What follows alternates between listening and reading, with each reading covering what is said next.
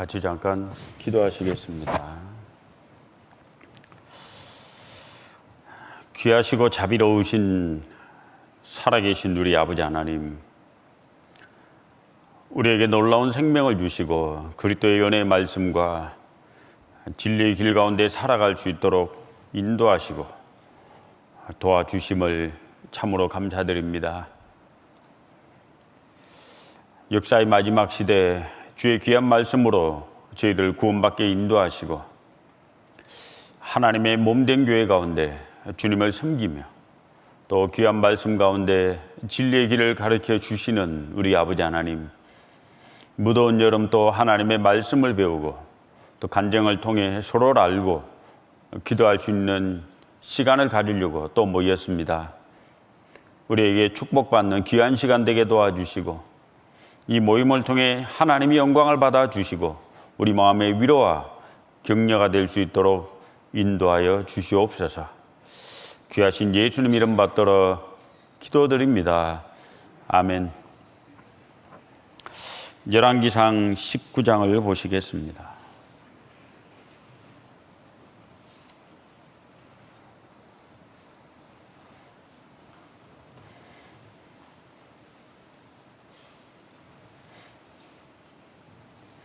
(19절부터) (21절까지) 열왕기상 19장 19절부터 21절까지 같이 읽어보시겠습니다. 엘리야가 거기서 떠나 사밧의 아들 엘리사를 만나니 제가 12결의 소를 앞세우고 밭을 가는데 자기는 12째 결의와 함께 있더라. 엘리야가 거리로 건너가서 겉옷을 그의 위에 던졌더니 제가 소를 버리고 엘리야에게로 달려가서 이르되 청컨대 나로 내 부모와 입맞추게 하소서. 그리한 후에 내가 당신을 따르리이다. 엘리야가 저에게 이르되 돌아가라. 내가 내게 어떻게 행하였느냐 하니라. 엘리사가 저를 떠나 돌아가서 소 한 결의를 취하여 잡고 소의 기구를 불살라 그 고기를 삶아 백성들에게 주어 먹게 하고 일어나가서 엘리야를 좇으며 추종 들었더라.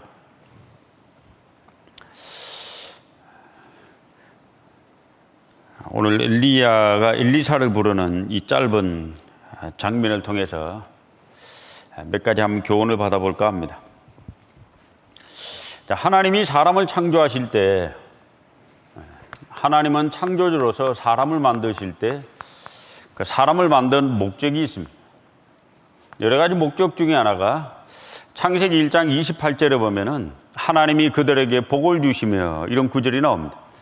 하나님은 사람을 만들 때 복을 주려고 만들었습니다. 하나님이 가지고 있는 모든 복을 사람에게 주시려고 사람을 만들게 됩니다. 근데 이제 사람에게 하나만 요구를 하셨습니다. 이 복을 받기 위해 사람에게 또 하나 해야 되는 게 있어요. 그것은 바로 하나님의 뜻에 순종하는 거였습니다. 모든 나무의 실과는 내가 먹되 선악을 알게 하는 나무의 실과는 먹지 말라고 했는데 순종을 하면 됐는데 아담이 순종을 못했습니다. 그래서 구약시대 아담 이후로 아담이 불순종함으로 말미암아 구약의 역사는 불순종의 결과의 역사입니다. 죄와 어둠, 시기와 질투, 미움, 온갖 더러움이 만연한 세상이 구약시대 세상입니다. 자, 이걸 불순종으로 말미암아 온 수많은 저주와 더 어려움을 극복하려면 순종의 사람이 하나 필요했습니다. 그래서 하나님이 자신의 독생자를 이 땅에 보내심으로 예수님은 순종하셨습니다.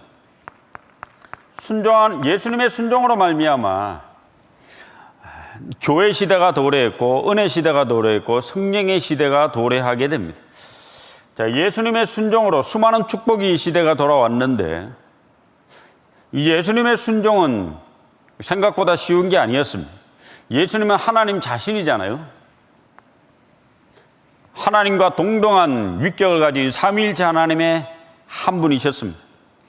하늘보다 높은 보좌 위에 앉아 계신 그분이 자신의 모든 지위와 모든 걸 버리고 이 땅에 내려오셔서 아버지 하나님의 뜻에 죽기까지 순종의 길을, 자기를 부인하고 자기를 버리고 수많은 고통과 노력 끝에 결국 순종의 길을 택했고, 순종을 통함으로 말미암아 우리에게 축복이 왔습니다.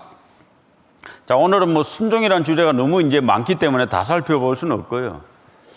이 순종의 길을 가기 위해서 우리가 몇 가지 좀 버려야 될 것이 많습니다. 또는 선택의 길을 해야 될 게 많습니다. 순종의 길을 가기 위해서 첫째는 버려야 할 것이 많습니다. 순종은 생각보다 쉬운 게 아닙니다. 자신의 모든 것을 많이 버려야만 순종의 길을 갑니다. 또 순종의 길을 가기 위해서는 무엇인가 결심과 결단이 필요합니다. 물에 술 탄 듯 허리멍텅해가지고는 이게 순종의 길을 갈 수가 없습니다. 또 순종은 그냥 되는 것이 아니라 많은 고난을 통과한 이후에 순종을 배워갑니다. 방금 읽은 이 장면에 이 엘리야가 엘리사를 부르는데, 이 엘리사는 응답을 해야 됩니다. 엘리야는 이세벨에 쫓기며 이 자신의 삶 자체가 굉장히 위태한 상황입니다. 엘리야를 따라간다는 것은 엘리사도 상당히 많은 위험과 목숨을 내놓고 따라가야 됩니다.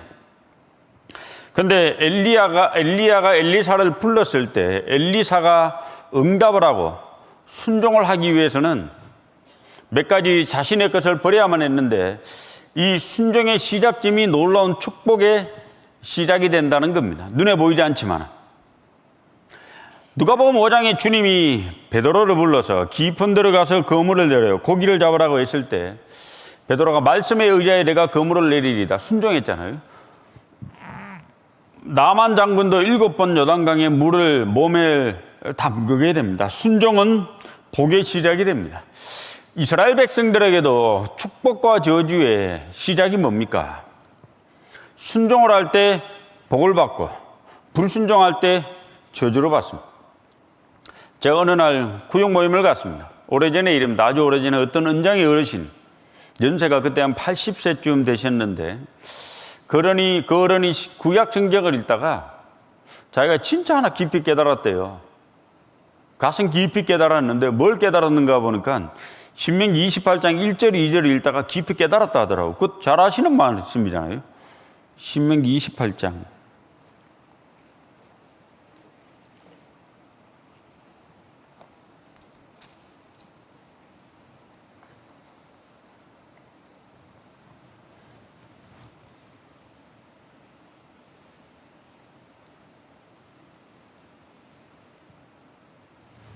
(1절) (2절) 내가 내 하나님 여호와의 말씀을 삼가 듣고 내가 오늘날 내게 명하는 그 모든 명령을 지켜 행하면 내 하나님 여호와께서 너를 세계 모든 민족 위에 뛰어나게 하실 것이라. 내가 내 하나님 여호와의 말씀을 순종하면 이 모든 복이 내게 임하며 내게 미치리니. 그러니 구역 모임에 와서 간증을 하시는데 자기가 어떻게 하면 복을 받는지 정답을 알았대요. 어떻게, 그러면서 하시는 말씀, 순종하면 복을 받는 걸 알았대요. 저도 그날 앉아서 설교하고 간증을 이렇게 듣는데 가슴 깊이 마치 대못이 박히는 것처럼, 이 집회 때 인용만 맨날 했지. 아, 이 복을 받는 것이 순종을 하면 복을 받는구나. 잘 하시는 것 같은데 저도 몰랐더라고요.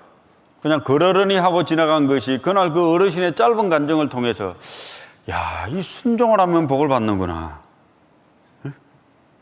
그렇다 아담이 불순종해서 저주를 받았고 예수님이 순종함으로 영원 전부터 주시기로 약속된 그 복이 우리에게 임하는구나.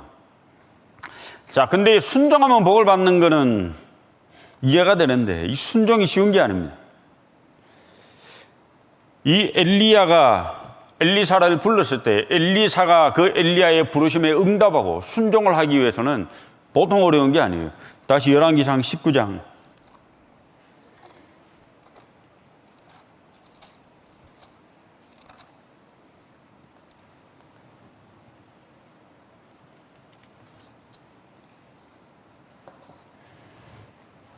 (19장) 20절. 저가 소를 버리고 엘리야에게로 달려가서 이르되 청컨대 나로 내 부모와 입맞추게 하소서. 이 엘리사가 엘리야의 부르심에 응답하기 위해서는 눈에 보이지 않지만은 이 쫓기고 있는 이세벨에게 쫓기고 있는 엘리야를 따라간다는 것은 엄청난 위험한 겁니다. 그런데 이게 또 하나는 자기 부모와 작별을 고해야만 했습니다. 부모와는 이제 무엇인가 결혼한 이 절은 이 단절이 시작이 됩니다. 그리고 또 하나는 21절. 엘리사가 절을 떠나 돌아가서 소 한 겨리를 취하여 잡고 소의 기구를 불살라. 이제 소와 소의 기구를 버리게 됩니다. 자신이 육신에 속한, 원래 생업에 속한 모든 육체에 속한 것을 버리게 됩니다. 순종을 위해서는 부모와의 작별이 고해야만 했고 소와 소의 기구를 버려야만 했습니다. 창세기 12장에 하나님이 아브라함을 불렀을 때 본토 친척 아비집을 떠나라고 했습니다. 아브라함의 나이가 60세쯤 되었을 겁니다. 아마 그 이상이었을 거라고 합니다. 60년 동안 갈대아 우르 땅에 살면서 쌓아놨던 많은 기득권, 자신의 육체에 속한 모든 이득을 버리고 보이지 않는 미지의 세계, 갈 바를 알지 못하고 나아가야만 했습니다. 순종에는 고통과 고난, 정말 자신을 모든 걸 버리는 것이 있어야만 됩니다. 10월에서 11장 8절에 믿음으로 아브라함은 순종하여 갈 바를 알지 못하고 나아갔다고 했습니다. 모르는 곳으로 간 거예요. 마태복음 4장과 사복음서에는 예수님의 제자들의 그 선택이 나옵니다. 주님이 나를 따라오너라고 불렀을 때 제자들은 배와 부침과 거물을 버려두고 순종을 위해서는 자신과 자신에 속한 그 무엇인가를 버려야만 했습니다. 하늘의 부르심에 응답하고 하늘의 능력을 체험하기 위해서는 땅에 속한 그 무엇인가를 손에서 놔야만 됩니다. 엄마가 아이에게 5,000원 너비죠. 3,000원짜리 월드콘을 주려면 손에 쥐고 있는, 예를 들면 500원짜리 쭈쭈바를 버려야만 됩니다. 500원짜리 손에 쥐고 있는 쭈쭈바를 아이들을 손에 뺏으면 울지요. 그걸 버리게 하려면 3,000원짜리 월드콘 주면 되죠. 더 좋은 것을 주면 되죠. 근데 아이 눈에는 그 뭐가 더 좋은지 모를 수도 있습니다. 하나님이 더 좋은 것을 주기 위해서 우리를 불렀는데 우리에게 필요한 것이 순종이고 순종에는 자신에 속한 걸 버려야만 했습니다. 창세기 12장의 아브라함은 본토 친척 아비집을 버려야만 했습니다. 믿음의 조상이 되기 위해서. 그의 삶은 많은 것을 포기하는 삶의 연속입니다. 요단의 넉넉한 들, 그 에덴 동산 같은 요단에 속한 그 육체의 기득권을 포기해야만 했습니다. 나중에 자기의 맏아들 이스마일도 포기하고 독자 이삭도 포기하고 세상과 육신에 속한 것을 계속 버리는 행위가 아브라함의 인생에 있었고 결국 그는 믿음의 조상이 됩니다. 순종의 길에는 자신의 것을 포기하는 그 무엇이 있어야 돼요. 창세기 35장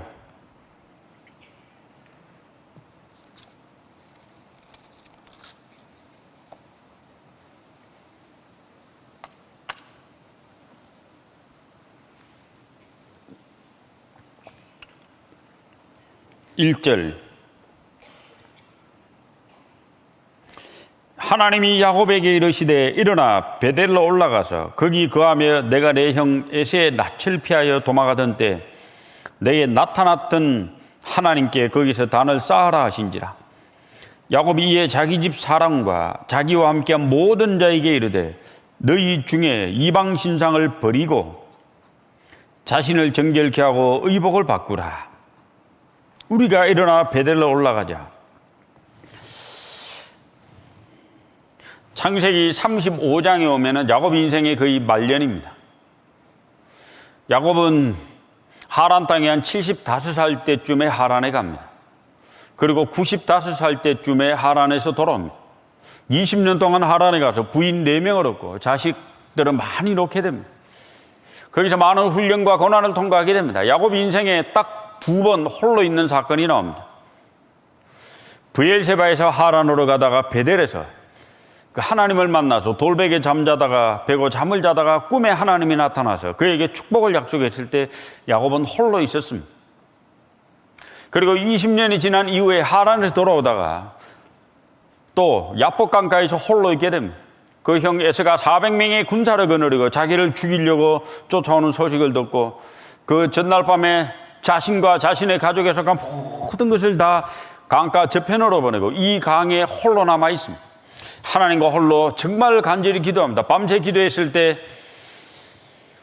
하나님이 야곱의 이름을 이스라엘로 바뀌어주게 됩니다. 믿음에 승리하게 되죠. 자, 이제 근데 위기는 그 다음에 나타났습니다. 야곱이 이 세겜과 숫곳에 정착을 하게 되고 10여 년 가까이 정착을 하면서 이방 사람과 동화를 하게 됐고, 그때 자기 딸 디나가 이방 여인을 보러 갔다가 급탈을 당하는 장면이 창세기 34장에 나옵니다. 위기가 닥쳤죠. 그의 아들 시몬과 레이는 칼을 차고 세겜 사람들 다 죽이는 살인자가 됩니다. 야곱은 거기서 깊은 걸 깨달은 거예요.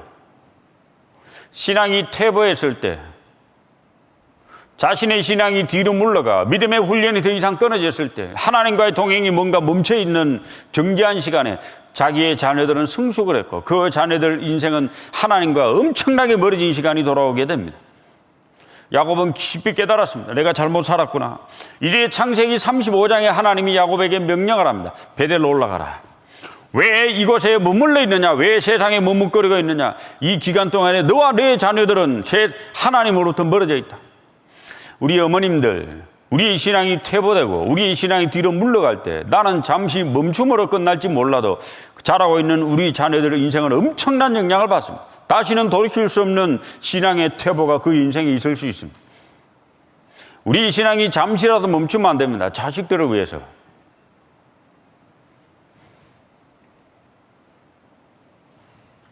어느 교회 목회를 하러 갑니다.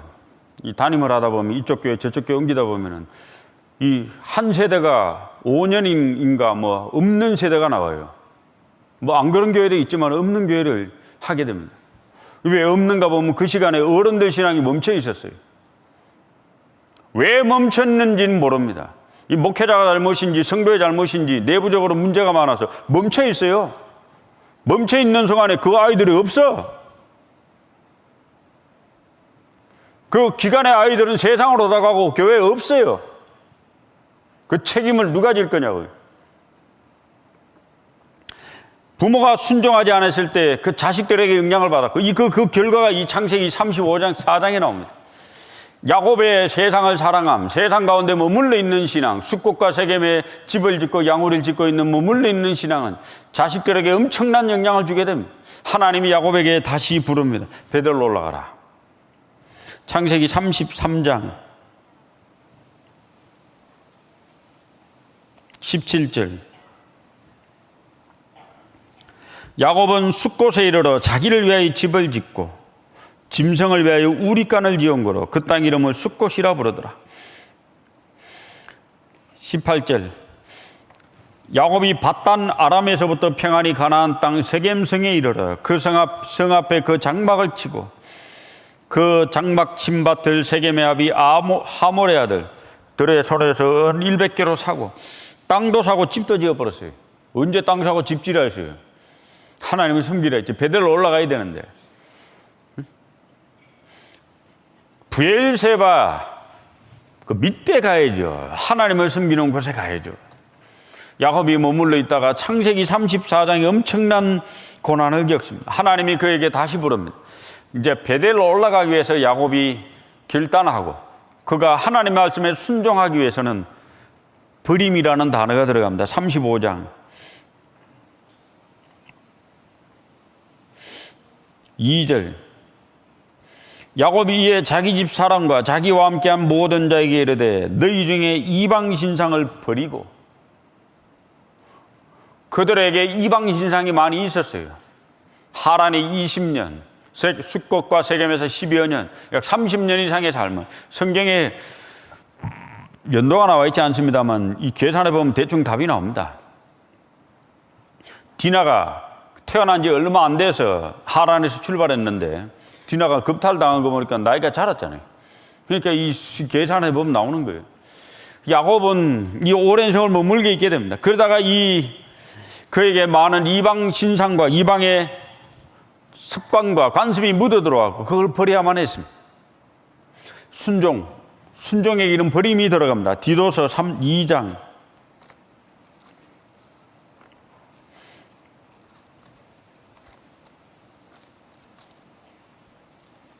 디도서 2장 12절.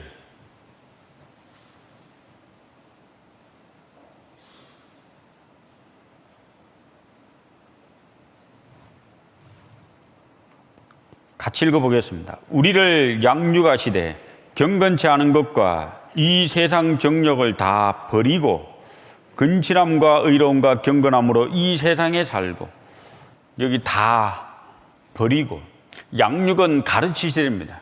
신앙이 시작이 되면, 믿음이 시작되면 순종의 길을 살게 되죠. 순종의 삶을 살아라고 합니다. 거기에서 필요한 것이, 제일 먼저 맞닥뜨리는 것이 버리고입니다. 세상과 세상에 속한 것을 버리고, 엘리야는 엘리사를 불렀고, 엘리사는 엘리야의 부르심에 응답하고 순종을 하기 위해서는 버려야만 했습니다. 부친과의 작별을 구하고 소와 소의 기구를 버려야만 했습니다. 자, 여기에서 또 하나 우리가 확인할 수 있는 것은, 엘리사가 엘리야를 따라가기 위해서는 과감한 결단이 필요합니다. 자신의 삶에 굳은 의지와 결연한 확신이 필요합니다. 이 길을 내가 가야 되겠다. 정말 자신의 삶의 의지를 가지고 나아가야 됩니다. 신앙은 누가 시켜서 강요해서 되는 것이 아니라 정말 자원하는 마음으로 본인의 의지를 가지고 나아가야 됩니다. 주님이 제자들을 불렀을 때 부르심에 응답하지 않을 수도 있는데, 그 베드로와 야고보와 요한은 배와 부침과 그물을 버려두는 결연한 의지와 결단력을 가지고 나아가게 됩니다. 신앙에 성공한 사람들은 자신의 삶에 무엇인가 뚜렷한 좌표를 정하고 쫓아간 거예요. 룻기 1장.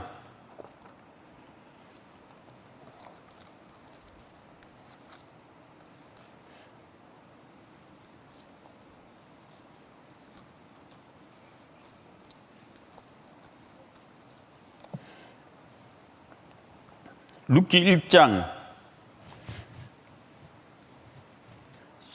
15절. 나오미가 또 가로되, 보라, 내 동서는 그 백성과 그 신에게로 돌아가나니 너도 동서를 따라 돌아가라. 돌아가라고 합니다. 그런데 룻은 안 떠나죠. 시어머니 나오미 하나님을 섬기기로 서운하게 말을 하게 되고, 그리고 18절 같이 읽어보겠습니다. 나오미가 룻의 자기와 함께 가기로 굳게 결심함을 보고 그에게 말하기를 그치니라. 순종의 길에는 자신의 의지가 반드시 필요하고, 그것도 굳은 의지가 필요한 거예요.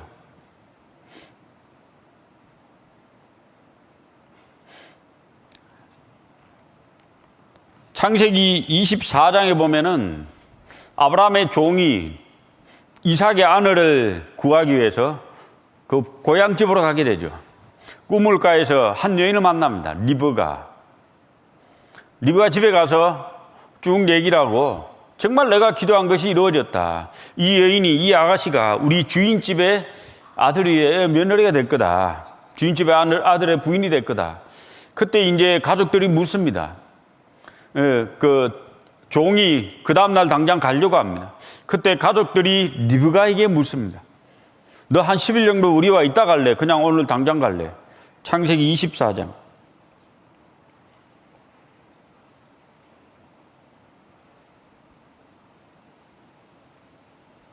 (55절)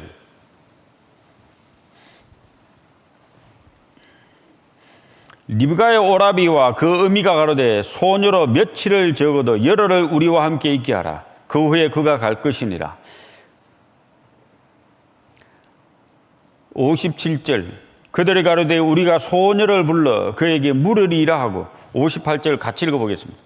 리브가를 불러 그에게 이르되, 내가 이 사람과 함께 가려느냐? 그가 대답하되, 가겠나이다. 10일 안 기다리고 그날 당장 가겠다 이 말입니다. 선민의 조상의 아내가 됩니다. 결혼도 이 중매를 보면은 자신의 어떤 기회가 왔고, 자신이 선택할 기회가 왔을 때 당사자가 결정을 해야죠. 부모가 뭐 나서서 이래라 저래라 할 게 아니고 본인이 내가 그 남자와 결혼하겠다. 내 이 자매와 결혼해 본인이 결정을 해야지 부모가 이 사람과 결혼해. 뭐 애입니까?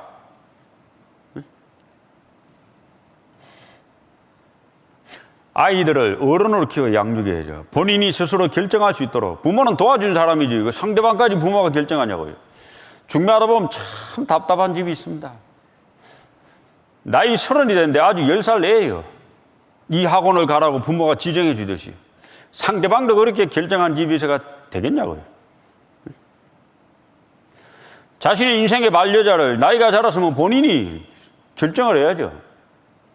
이 리브가도 자신의 사랑의 짝을 그날 당장 가겠다고 본인이 결정을 합니다. 이 굳은 길이가 그의 인생을 바뀌어놓게 됩니다. 다니엘 7장에 보면 다니엘은 나이가 어린 사람이었습니다. 한 17세 정도 되었을 거라고 신학자들은 얘기합니다. 그런데 왕의 진미와 그에 마시는 포도주로 자기를 더럽히지 아니하기로 굳게 뜻을 정했다고 합니다. 자신의 의지를 탁 정한 거예요. 내가 무엇을 위해 살고 어떻게 살아야 될지. 순종에는 반드시 자신의 결혼한 의지가 필요합니다. 시편 1편에 보면은 복 있는 사람은 악인의 길을 좇지 아니하며 죄인의 길에 서지 아니하며 오만한 자의 자리에 앉지 아니하고. 순종의 길은 주님을 따라가는 순종의 길은 부정부터 시작이 되는 거예요. 아닌 것을 아닌 거로 딱 정해버려야 됩니다. 그리고 여호와의 율법을 오직 여호와의 율법을 즐거워하여 그 율법을 지하로 묵상하는 자더라. 아이들에게 아닌 것은 아니라고 정확히 가르치고 본인이 스스로 그걸 딱 끊어버려야 이 아이는 훌륭한 아이라 됩니다.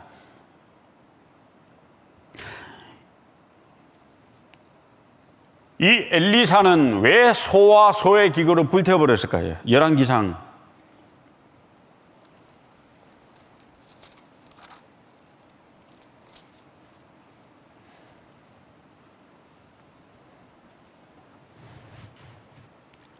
19장 21절.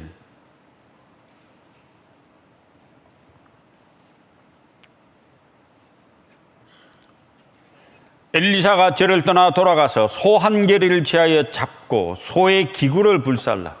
소와 소의 기구를 그럼 놔두고 하면 되지 왜 불살라요? 안 돌아오겠단 말이에요.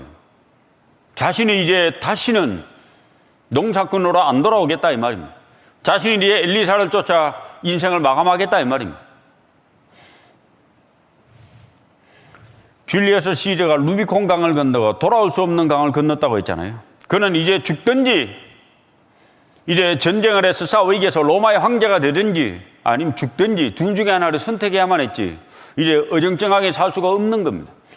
인생이 살다 보면 무엇인가를 결단해야 될 때가 옵니다. 무엇을 하면 어떻게 살아야 될까? 그 사람이 제대로 순종의 길을 걸어갈 수 있고 그가 인생이 위대해질 수 있습니다. 엘리야의 부르심에 엘리사는 아마 그 이전에 많은 인생의 선택의 과정, 순종의 과정이 있었고 그 많은 선택과 순종의 과정이 오늘 이 장면에서 엘리사 인생을 극적으로 변화시키는 그 위에 기회가 와서 엘리사는 소와 소의 기구를 불살라 내가 다시는 뒤돌아보지 않겠다고 하는 길을 걸어간 거예요. 그리고 순종의 길을 걸어가는 것은 히브리서 5장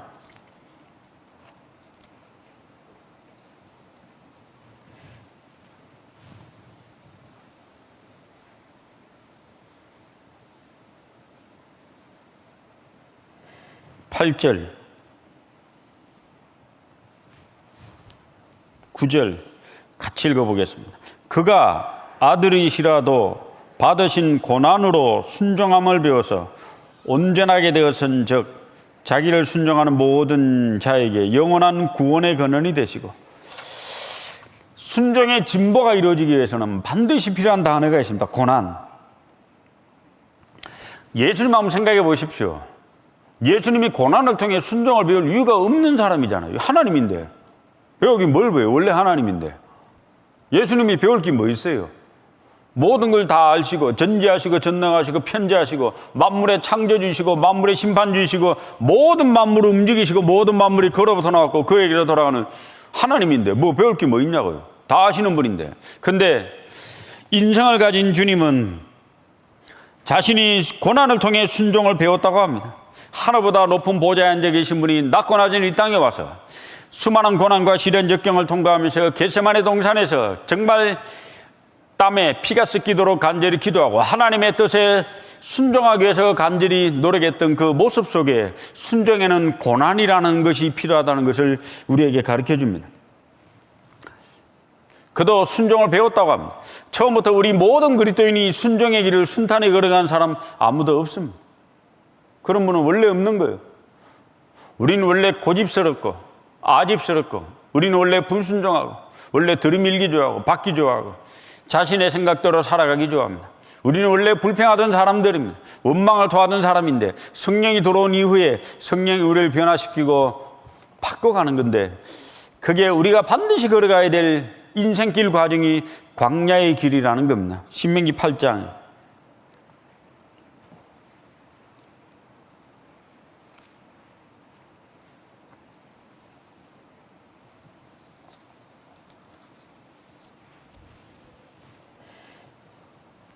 2절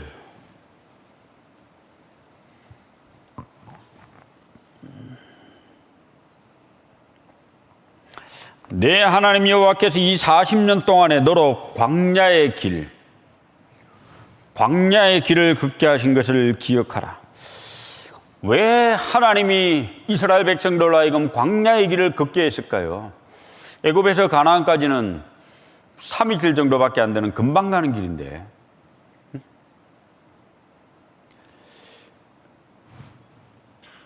시편 32편 8절에 보면 내가 너의 갈 길을 가르쳐 보이고 너를 주목하여 훈계하리로다.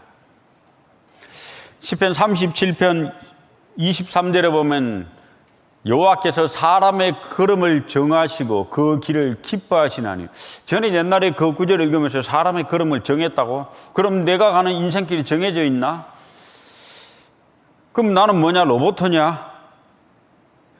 나중에 성경을 배우다 보니까 그게 아니더라고요. 사람의 걸음을 정했단 말은 모든 인류가 공통적으로 가야 될 길은 다 정해져 있는 거예요. 애굽에서 가나안에 가는 길에 광야의 길은 누구든지 다 통과해야 됩니다. 광야의 길이 면제되고 고난의 길이 없어지는 사람은 없어요. 나는 이 땅에 구원받고 난 이후에 주님 앞에 갈 때까지 고난이 없음, 그런 것은 없는 거예요, 원래. 나는 이 땅에 태어나서 하늘나라 갈 때까지 광야의 길이 없음, 그런 분은 없어요. 모든 인생이 광야의 길을 통과하면서 고난을 받아야 됩니다. 낮에는 구름 기둥으로 보호를 받고 밤에는 불 기둥으로 보호를 받고 만나를 먹어야 되고 반석을 져서 물이 나는 걸 경험해야 됩니다. 메추라기를 통해서 하나님의 능력과 기적도 체험하고 광야의 길을 통과하면서 하늘의 은사도 맛보고 하늘의 능력도 체험하고 겸손해지고 낮아지고 하나님을 의지하는 법도 배우고 말씀을 의지하는 법도 배우고 우리 모든 인생이 걸어가야 될 광야의 길, 그 길을 통해서 우리는 순종하는 걸 배웁니다.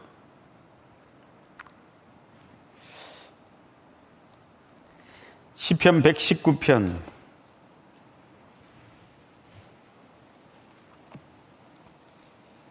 67절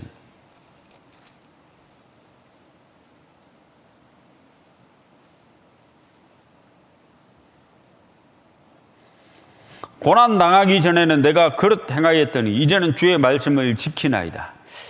이 시편 기자조차도 그릇 행할 때가 있었습니다. 언제? 고난 당하기 전에. 우리야 뭐 오죽하겠습니까? 우리야. 우리에게 고난이 없다면 매일 그릇 행하는 거예요. 아이들이 매를 대야만 애가 어른이 되고 똑바로 자랍니다. 매 안 대고 키우면 애 이상해집니다. 어릴 때 매를 많이 대면 커서 될 일이 없어요. 어릴 때 매를 안 대면 커서 맨날 대야 돼. 그러니까 이게 이제 교육을 거꾸로 하면은 커서 매를 대려고 날리면은 하나도 매 약발에 안 먹혀 들어가는 거잖아요. 매는 어릴 때 돼야죠.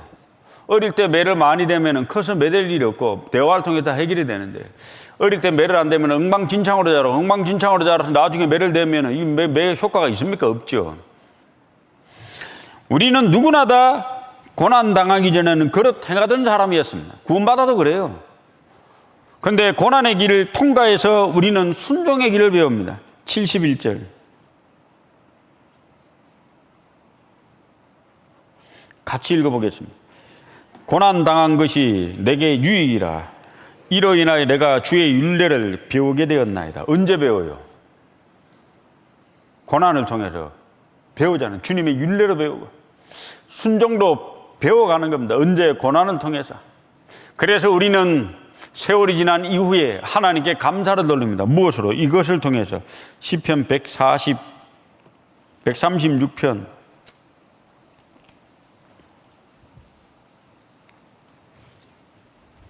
16절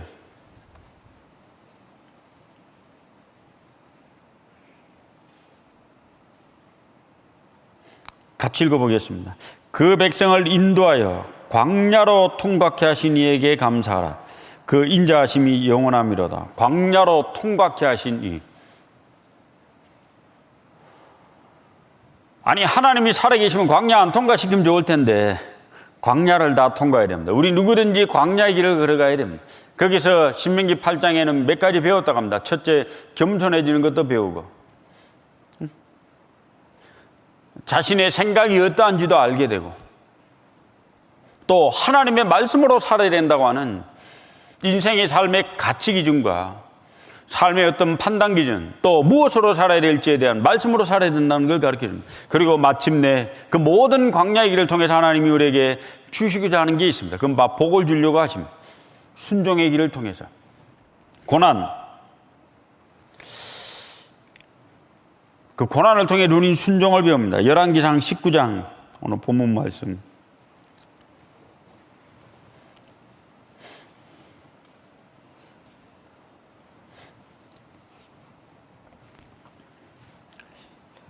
19절부터 21절에 엘리야가 엘리사를 부르는 장면에서 순종을 하기 위해서 몇 가지 필요한 게 있습니다. 부침과 작별해야만 됩니다. 마치 예수님의 제자들이 부침과 작별을 구했던 것처럼. 또 하나는 소와 소의 기구를 불살라고 태워버렸습니다. 다시는 돌아오지 않겠다는 육신에 속한 모든 것을 버렸습니다. 우리가 주님을 따라가기 위해서, 주님 앞에 순종하기 위해서는 버려야 할 것이 많습니다. 매일의 삶에 무엇을 버릴 것인가? 성경은 버리라고 합니다. 무엇을? 옛사람과 옛사람에 속한 그 행위와 그 모든 걸 버리라고 합니다. 그리고 순종에는 엘리사가 엘리사를 따라가기 위해서 소와 소의 기구를 불살랐다는 것은 과감한 결단인 거예요. 결심인 거예요. 의지인 거예요. 자신의 인생을 살아가는 의지가 필요했고,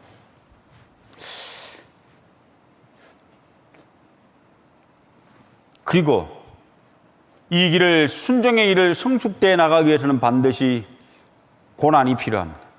골로새서 3장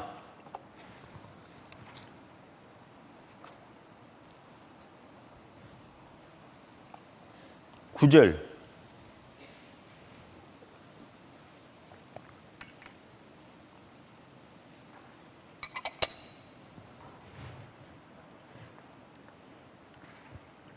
골로새서 3장 9절 같이 읽어보겠습니다. 너희가 서로 거짓말을 말라. 옛사람과 그 행위를 벗어버리고. 벗어버릴 게 많죠. 옛사람과 그 행위를 벗어버리고. 하나님은 우리를 만드실 때 원래 복을 주려고 만들었습니다. 우리는 복을 받으려고 이 땅에 태어난 겁니다. 그럼 어떻게 하면 복을 받냐?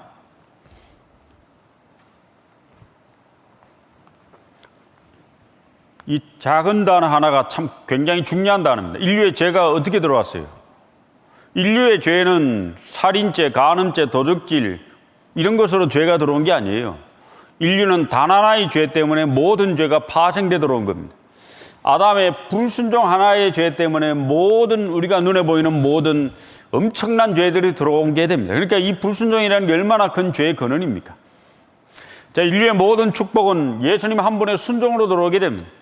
예수님 한 분의 순종하심으로 말미암아 은혜 시대, 교회 시대, 성령 시대, 놀라운 축복의 시대가 이 신약 시대에 도래하게 됩니다. 자, 예수님의 순종은 자기를 버리고 이 땅에 내려오야만 했고, 십자가의 죽으심의 고난도 감수해야만 했고, 하늘 저편에서 영원 전부터 하나님의 계획과 놀라운 그 예정에 의해서 이 땅에 내려오셔서 십자가에 죽으셨습니다. 오늘은 순종을 위해서 버려야 될 것 간단하게 잠깐 한번 생각해 봤습니다. 간증해 주십시오. 예.